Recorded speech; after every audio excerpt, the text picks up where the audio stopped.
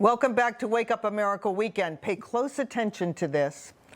Since 2017, the New York State Parole Board, the criminal coddling parole board, has released 43 perpetrators convicted of cop killing. That's right.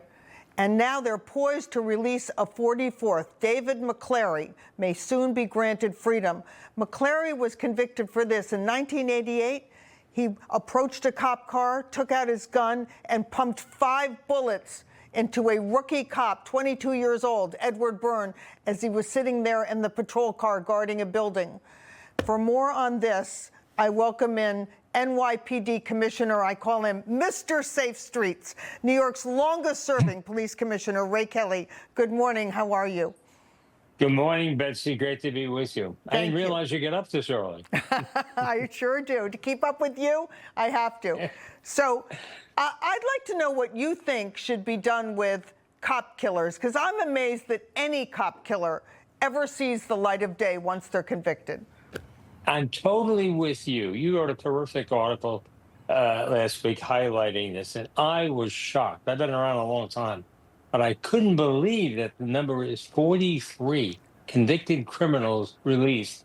And as you said, they look like they're getting ready to do a fourth. David McCaughey, I think his name is, and Yes. he's the one who pumped, as you said, 5 bullets into the head of Edward Byrne. And this was well planned out. Yes. He had 3 other accomplices, and they all pled guilty. He will not admit his guilt, even though the evidence is overwhelming. So that's one of the reasons why he hasn't been released yet. So it's crazy. But we need to do something about this. We need to do something about this.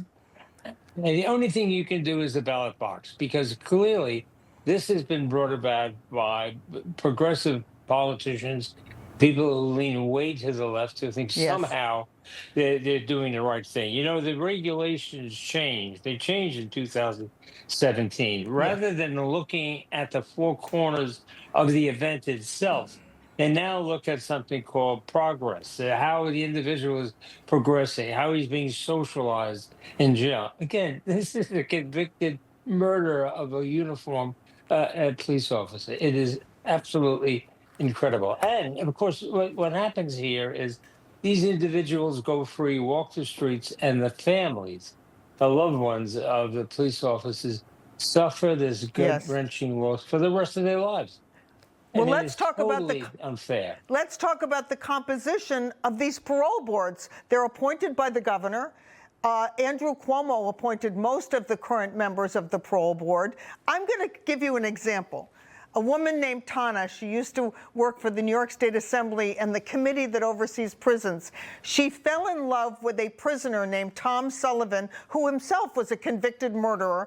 And after being in prison, he was guilty of, number 1, staging an escape, number 2, biting the nose of another prisoner, biting it clear off, vicious assault.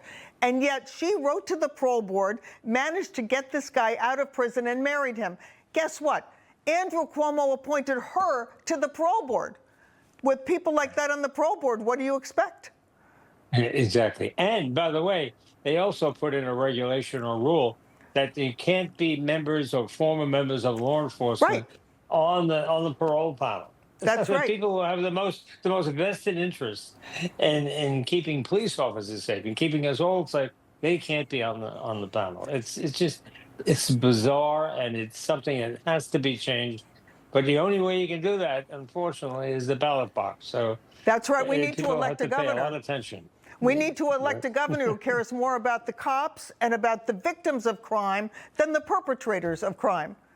Absolutely. Absolutely. Right. Well, in the meantime, we're going to build a lot of support for keeping cops behind bars, cop killers behind bars. We're going to be organizing some campaigns and rallies, perhaps in Times Square. I'll be in touch with you about that. Terrific. I know you can do it. But thank you so much for joining us today. Mr. Safe Streets himself, Ray Kelly. Thank you, Betsy. See you soon. Stay with us. We'll be right back.